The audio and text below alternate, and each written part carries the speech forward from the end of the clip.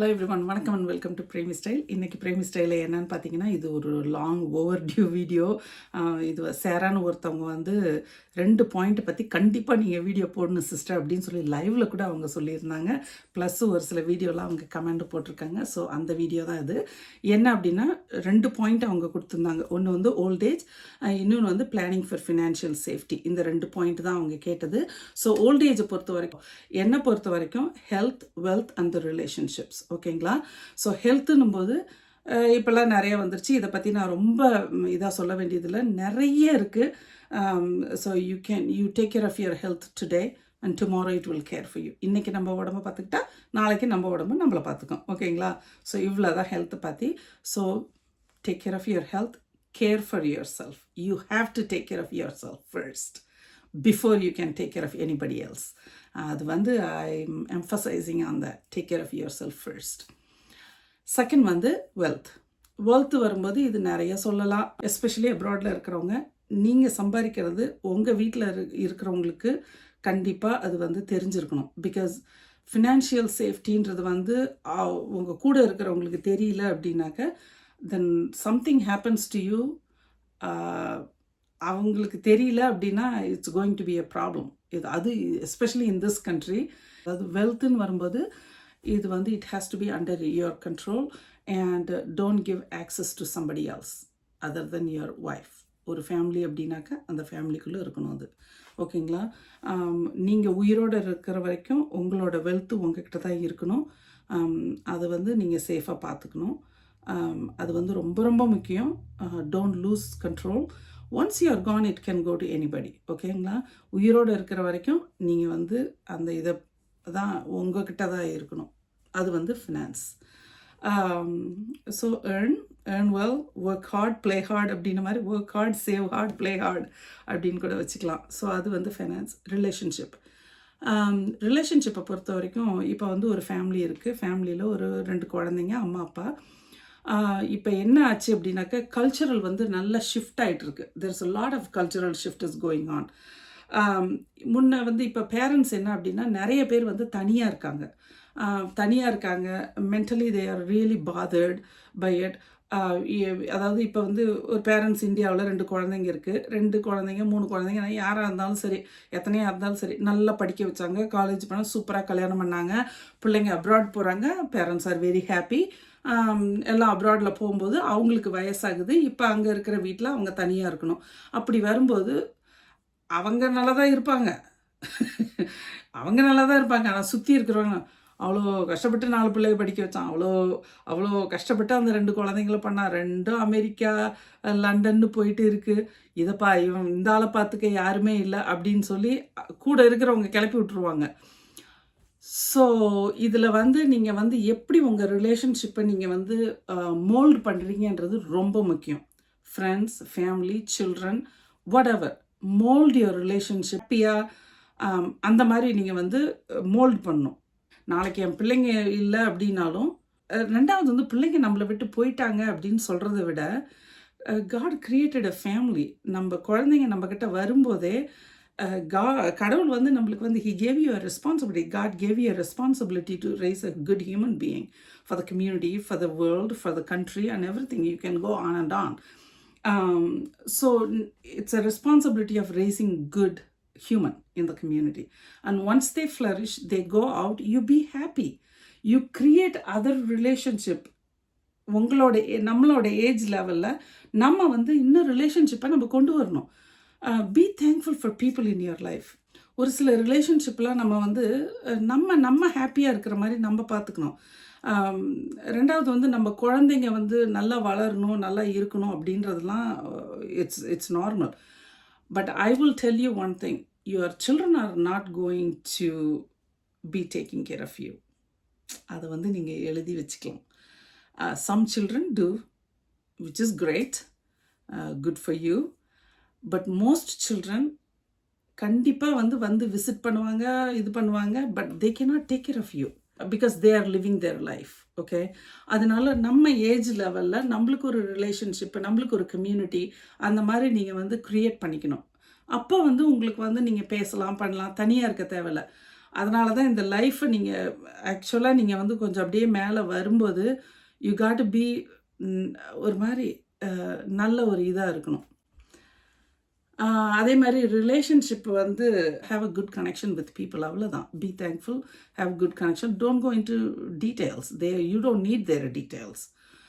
Let them live their life and you live your life. Be happy when you get together. நல்லா ஜாலியாக வெளியில் போங்க, enjoy பண்ணுங்கள். So அதுதான், அப்படி தான் ரிலேஷன்ஷிப்பை கொண்டு போக முடியும். உங்களுக்கே எல்லாம் வேணும், உங்களுக்கே எல்லாம் இதாக இருக்கணும் அப்படின்னு நினைக்கவே முடியாது. Even if it is your kids, you can't do that. ஓகேங்களா? ஸோ இது வந்து அந்த ஃபஸ்ட்டு ஓல்டேஜ்னும் போது health, wealth and relationships, those 3, அந்த 3 பவர்ஃபுல்லாக இருந்தால் you can be very happy when you are old. அதுதான் ஓல்டேஜை பற்றி நான் சொல்கிறது. அடுத்து செகண்ட் பாயிண்ட் அவங்க என்ன சொல்லியிருந்தாங்க அப்படின்னாக்க ஃபினான்ஷியல் சேஃப்டி. ஐயோ, இந்த ஃபினான்ஷியல் சேஃப்டியை பற்றி பேசும்போதே எனக்கு ஃபஸ்ட்டு ஞாபகம் வருது என்னென்னா, நான் ஏற்கனவே இந்த டீட்ஸ் அந்த வீடியோ போட்டிருந்தேன் இல்லைங்களா, அந்த வீடியோவில் ஒருத்தவங்க கமெண்ட் பண்ணியிருந்தாங்க, சிஸ்டர் உங்களுக்கு உங்கள் ஹஸ்பண்ட் எழுதினப்ப உங்களுக்கு சந்தோஷமாக இருந்துச்சு, ஆனால் நீங்கள் உங்கள் டாட்டர் இன்லா சன் இன்லாவுக்கு கொடுக்க மாட்டீங்கன்னு. கண்டிப்பாக என் ஹஸ்பண்ட் எனக்கு தான் கொடுத்தாரு. ஸோ இப்போ என்னோட டாட்டர் இன்லாவுக்கு வந்து அவள் ஹஸ்பண்டு கொடுப்பாரு, நான் கொடுக்க தேவையில்ல. It's a gift that goes on. But I want to make sure என்னோட கிராண்ட் கிட்ஸுக்கு போகுதுன்னு நான் மேக் ஷூர் பண்ணிக்கிட்டேன், அவ்வளோதான். என் மருமகனுக்கோ கொடுக்கணுன்ற அவசியம் இல்லை. பட் இப்போ என் பையன் சம்பாரித்து பொண்டாட்டிக்கு கொடுக்குறது, thoughts okay. She can take what ever she wants from her husband. அதே மாதிரி என் பொண்ணு சம்பாரித்து அவள் புருஷனுக்கு கொடுத்தா அதில் எனக்கு ப்ராப்ளம் கிடையாது. I don't have a problem. But என்னட்டிருந்து போகிறது, I will make sure it goes to my grand kids. என்னோட வழியில் என்னோட ஜெனரேஷனுக்கு போதுன்னு நான் மேக் ஷூர் பண்ணிக்குவேன். பிகாஸ் ஏன் அப்படின்னா அதில் வந்து நிறைய அன்சர்டனிட்டி இருக்குது. இப்போ ஜஸ்ட் இன் கேஸ் என் பொண்ணோ பையனோ தவறிட்டாங்கன்னு வச்சுக்கோங்க, அப்போ அந்த சொத்து பூரா கல்யாணம் மருமகளுக்கோ போய் சேருது. அப்படி போய் சேரும்போது அவங்க பார்த்து என் பேர பிள்ளைங்களுக்கு கொடுத்தா தான் அது போகும், இல்லைன்னா போகாது என் பேர குழந்தைங்களுக்கு. அதை வந்து நானும் நீங்களும் சொல்ல தேவையில்ல, சட்டமே அப்படி தான் சொல்லுது. இப்போ என் மருமகனோ அதை எடுத்து அவங்க பாட்டுக்கு செலவு பண்ணிட்டு, இல்லை அவங்க திரும்பவும் கல்யாணம் பண்ணிக்கிட்டு போயிட்டா அந்த ஆள் பார்த்து கொடுத்தா தான் என் பிள்ளைங்களுக்கு வரும். நல்லவனாக இருந்தால் பரவாயில்ல, இந்த நாட்டில் யாரை நம்புறது நல்லவங்கன்ட்டு? கூட பிறந்தவங்களையே நம்ப முடியல, எப்படி போய் நீங்கள் நம்புவீங்க? ஸோ அதனால தான் நான் அப்படி சொன்னேன். ஆக்சுவலாக இதெல்லாம் வந்து எனக்கு அந்த லாயர் நான் ஆஃபீஸில் அந்த டாக்குமெண்ட் பண்ணும்போது தே எக்ஸ்பிளைன்ட் இட். அதனால தான் நான் சொன்னேன். இவங்க பெருசாக கமெண்ட் போட்டாங்க, பட் நான் அதையும் வந்து பின் பண்ணி அந்த கமெண்ட்டுக்கு நான் பெருசாக ஆன்சரும் கொடுத்துருக்கேன் அதில். ஸோ அது ஒன்று. அப்புறம் அதுதான் அதை சொல்லணும்னு நினச்சா சொல்லிட்டேன். ஃபஸ்ட்டு இந்த பிளானிங், ஃபினான்ஷியல் பிளானிங்கில் first and foremost I can tell you so many times this, don't take advice from broke people. தயவு செஞ்சு ப்ரோக் பீப்புள்கிட்ட இருந்து அட்வைஸ் எடுத்துக்காதீங்க. அப்புறம் உங்களுக்கு புரியாத இடத்துல நீங்கள் போய் இன்வெஸ்ட் பண்ணாதீங்க. இப்போ வந்து ஒரு சிடி போடுறீங்க, இல்லை ஒரு பாண்டு அந்த மாதிரி ஏதாவது க்ரியேட் பண்ணுறீங்க அப்படின்னா, ஃபஸ்ட்டு ஆஸ்க் கொஸ்டின் கேட்டுட்டு அதை புரிஞ்சு அப்புறமா அதில் போடுங்க. ஓகேங்களா? இல்லை அப்படின்னா தயவு செஞ்சு அதை வந்து ஒரு சேவிங்ஸில் வச்சுக்கோங்க.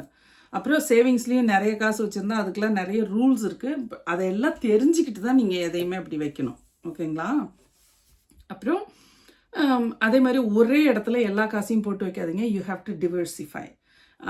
டிவர்சிஃபைனா வீடு, கொஞ்சம் நகை, கொஞ்சம் பேங்க்கில், அந்த மாதிரி அசட்டை வந்து நீங்கள் டிவர்சிஃபை பண்ணி வைக்கணும். அப்புறம் வேறு என்ன, old age financial planning, have things under your control. நம்ம கண்ணை மூடுற வரைக்கும் நம்மளோட அசட் நம்ம பேரில் தான் இருக்கணும். அது வந்து ரொம்ப ரொம்ப முக்கியம். நீங்கள் வந்து அசட்டை பையனுக்கு எழுதி வைக்கிறேன் அப்படின்னாக்கா அவ்வளோத்தான், பொண்ணுக்கு எழுதி வைக்கிறேன் அப்படின்னா அவ்வளோத்தான். பொண்ணு கல்யாணம் பண்ணிக்கிட்டு அவள் புருஷனோட போயிடுவா, பையன் அவன் பொண்டாட்டி கூட போயிடுவான். அப்புறம் அதுக்கு மேலே அந்த சொத்து என்ன ஆகுது ஏதாகுதுன்னெலாம் நீங்கள் கேட்டெல்லாம் ஒரு பிரயோஜனமும் இல்லை. ரெண்டாவது, நீங்கள் ஒரு 2 குழந்தைங்க வச்சுருக்கீங்க அப்படின்னா ஒரு சொத்தை எல்லாத்தையும் ஒரு குழந்தைகிட்டே கொடுத்துட்டு இன்னொரு குழந்தை உங்கள் வீட்டுக்கு வந்து உங்களை பார்த்துக்கணும்லாம் நீங்கள் எதிர்பார்க்க முடியாது. Because that's not how it is. நீங்கள் வந்து எல்லாத்தையும் ஒரு குழந்தைக்கு செஞ்சுட்டு இன்னொரு குழந்தை உங்களுக்கு செய்யணும்னு எதிர்பார்க்க முடியாது. நல்ல ஒரு இதாக இருந்தால் வந்து செய்வாங்க, பண்ணுவாங்க. பட் நீங்கள் எல்லாத்தையும் ஒரே பிள்ளைக்கு எழுதி வச்சுட்டு அவங்க அதை விற்று தின்னுட்டு இருப்பாங்க, இன்னொரு பிள்ளைங்க வந்து உங்களை பார்க்கணுன்ற அவசியமும் கிடையாது. ஸோ அது ஒன்று. அதுதான் இந்த old age financial planning. Have things under your control. அது ரொம்ப முக்கியம். அதே மாதிரி ஹஸ்பண்ட் அண்ட் ஒய்ஃப் உங்களோட ஃபினான்ஸ் இது எஸ்பெஷலி நீங்கள் அப்ராடில் இருக்கீங்க அப்படின்னா, நீங்கள் இந்தியா போய் அங்கே 100% நான் அங்கே தான் செட்டில் ஆவேன் அப்படின்னா நீங்கள் அங்கே எல்லாம் வாங்கி போட்டு பண்ணுறதெல்லாம் ஓகே. பட் ஆனால் நீங்கள் வந்து இங்கே செட்டில் ஆக போகிறீங்க அப்படின்னா make sure that you have lot of money here. Because health care is very costly. அது நம்மளுக்கெல்லாம் 60 வயசு ஆகும்போது யூ ப்ராபப்ளி நீட், நீங்கள் வந்து கேஷ் கண்டிப்பாக சேர்த்து வைக்கணும். அந்த 401k அந்த மாதிரி எதாக இருந்தாலும் அதை அவைல் பண்ணி நீங்கள் வந்து கண்டிப்பாக அதை சேர்த்து வைக்கணும். பட் எதுவாக இருந்தாலும் தயவு செஞ்சு முதல்ல கடன் அடைங்கப்பா. அந்த வீட்டு லோனு, அந்த லோனு, இந்த லோனு இதெல்லாம் அடைச்சிட்டு அந்த ஒரு சாட்டிஸ்ஃபேக்ஷனோடு இருக்கணும். ஓகே, நம்ம சம்பாதிக்கிறோம், நம்மளால் செலவு பண்ண முடியுது அப்படின்ற அந்த இதோடு இருங்க. பெருசாக பண்ணி பெருசாக இது பண்ணுன்ற அவசியம் கிடையாது. அதே மாதிரி இந்த மற்றவங்கள பார்த்துட்டு அவங்க வச்சுருக்கிறது நம்மளுக்கு வேணும், அப்படி இருக்கிறாங்க, இப்படி இருக்கிறாங்க, இவ்வளோ பெரிய வீட்டில் இருக்கிறாங்க, அவ்வளோ பெரிய வீட்டில் இருக்காங்க, ஏன் என்கிட்ட இல்லை? No, there is nothing wrong in renting a house. அது வந்து கொஞ்சம் இந்த கடனை பொறுத்த வரைக்கும் ரொம்ப கேர்ஃபுல்லாக இருங்க. அது ஒன்று சொல்லணும்னு நினச்சேன். அப்புறம் please don't take advice from broke people. Please don't. இந்த கடன் வாங்குறவங்க, வட்டிக்கு விடுறவங்க, இவங்ககிட்ட தான் அட்வைஸ் வாங்காதீங்க. அதே மாதிரி இந்த பிஸ்னஸ் ஆரம்பிக்கிறவங்க, கையில் ஒன்றுமே இல்லாமல் சொத்தை விற்று பிஸ்னஸ் ஆரம்பிக்கிறவங்க, ஐயோ இந்த மாதிரி ஆட்கள்கிட்டலாம் தயவு செஞ்சு ஏங்க அவங்களே விற்றுவிட்டு பிஸ்னஸ் ஆரம்பிக்கிறாங்க. இவங்க என்னங்க அட்வைஸ் நம்மளுக்கு தர முடியும்? அது ஒன்று. ரெண்டாவது, இந்த கடன் வாங்கி கடன்லேயே பொழப்பு ஓட்டிகிட்டு இருக்கிறாங்க பாருங்கள், அவங்கக்கிட்ட தயவு செஞ்சு அட்வைஸ் எடுக்காதீங்க. அவங்களே கடன், அவங்க எதுக்கு எனக்கு இது தாங்கவே முடியாதுங்க. அவங்களே அவ்வளோ இதாக இருப்பாங்க, ஆனால் அவங்க நம்ம காசுக்கு அட்வைஸ் பண்ணுவாங்களா? ஐயோ கடவுளே, எப்பா சாமின்னு இருக்கும் எனக்கு. ஸோ அது ஒன்று. இன்னொன்று வந்து இந்த வட்டிக்கு விடுறவங்களுக்கு வந்து ஏன் நான் வந்து அட்வைஸ் எடுக்காதீங்க அப்படின்னு சொன்னேன். வட்டிக்கு விடுறவங்க அவங்க நல்லா சம்பாதிக்கிறாங்க. பட் நான் ஏன் அதை வந்து அவங்கக்கிட்ட அட்வைஸ் எடுக்காதீங்கன்னு சொல்கிறேன் அப்படின்னா, அவங்களோட ஸ்பிரிட் அதில் சரியில்லை. They have a very poor spirit. நீங்கள் வந்து அவங்களோட ஸ்பிரிட்டே அதில் வந்து கரெக்டு கிடையாது. ஸோ அந்த வட்டிக்கு விடுறவங்கக்கிட்டையும் அட்வைஸ் எடுக்காதீங்க. பிகாஸ் அவங்களுக்கு வந்து வேணும் வேணும் வேணும் அப்படின்னு தான் தோணும். அவங்களுக்கு வந்து அடுத்தவங்க எவ்வளோ கஷ்டப்படுறாங்க அந்த வட்டியை இது பண்ணுறதுக்கு, எப்படி இது பண்ணுறாங்க, அந்த கஷ்டத்தோட இதெல்லாம் அவங்களுக்கு தெரியாது. So there is a very ஒரு மாதிரி அந்த ஸ்பிரிட் இஸ் நாட் குட். அந்த ஒரு அந்த ஃபோக்கஸ், அந்த ஒரு நோக்கம்னு சொல்லுவாங்க இல்லைங்களா, அந்த நோக்கமே அதில் சரியில்லை. So don't take advice from these people. ஐயோ அப்பா, எனக்கு இதெல்லாம் I can make a story out of this. அதே மாதிரி ஃபினான்ஷியல் சேஃப்டியை பற்றி சொல்லும்போது, இப்போ ஒருத்தவங்க வந்து உங்ககிட்ட அட்ராக்டிவாக பேசுகிறாங்க. ஏன்னா இது இவ்வளோ காசு இருந்தால் நான் இதை பண்ணுறேன், அதை பண்ணுறேன், இவ்வளோ காசு உங்களுக்கு வட்டி வாங்கி தரேன் அப்படின்னா நல்லா வக்கனையாக பேசுவாங்க. But just be very careful with people who pray you financially. இது வந்து பயங்கரமாக அந்த ப்ரே பண்ணுவாங்க. ப்ரேயர்னு நினச்சிக்காதீங்க, PREY அப்படி ஒரு மாதிரி வேது பார்க்கறதுன்ற மாதிரி.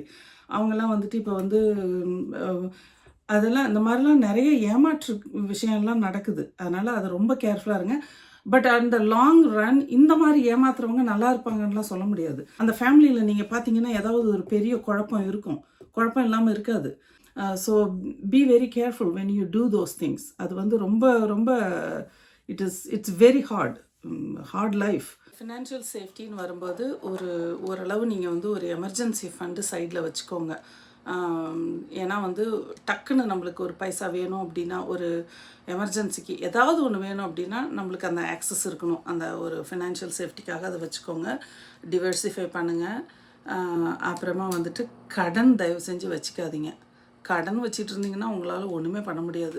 இந்த இஎம்ஐயில் எடுக்கிறேன், அதில் எடுக்கிறேன், இதில் எடுக்கிறேன்னு மனசை போட்டு ஐயோ இதை கட்டணுமே அதை கட்டணுமே அப்படின்னு அப்படியே பயந்துகிட்டே இருக்காதீங்க. ஸோ இதெல்லாம் தான் ஃபினான்ஷியல் சேஃப்டியில். இதெல்லாம் கொஞ்சம் கரெக்டாக இருந்துச்சுனாவே இது பண்ணிடலாம். அசட்டை மட்டும் உங்கள் கண்ட்ரோலில் வச்சுருங்க. Asset should never be in somebody else's control. So அதுதான், வேறு எதுவும் இல்லை. இதுதான் ஃபினான்ஷியல் பிளானிங், வேறு ஒன்றும் கிடையாது பெருசாக இதில். ஸோ ஐ ஹோப் உங்களுக்கு ஏதாவது ஒரு விதத்தில் இது ஹெல்ப்பாக இருக்கும்னு நினைக்கிறேன். உங்கள் கமெண்ட்டை சொல்லுங்கள். ஓகேங்க, I hope this was a little bit helpful, and I'm hoping this was, you could draw something out of this, and let me know in your comments, okay? அவ்வளோதான், இந்த வீடியோ உங்களுக்கு ஏதாவது ஒரு வகையில் ஹெல்ப்ஃபுல்லாக இருந்திருக்கும்னு நினைக்கிறேன். பட் வந்து லைஃப்பை நல்லா வாழலாம், கொஞ்சமாக இருந்தால் கூட நல்லா வாழலாம். அஃப்கோர்ஸ் மணி வந்து நம்மளுக்கு it gives a better lifestyle, it gives a better things and all that is there. But money hungry people can be a little different. They are, so anyway, that is that. So அவ்வளோதான், இந்த வீடியோவை நான் இதோட முடிச்சுக்கிறேன். உங்களை எல்லாரையும் இன்னொரு நல்ல வீடியோவில் பார்க்குறேன். அது வரைக்கும் you all take care, and like I always say, keep it real and keep it simple, and I will see you all in another video. So have a good spirit, you all. Bye. Thank you.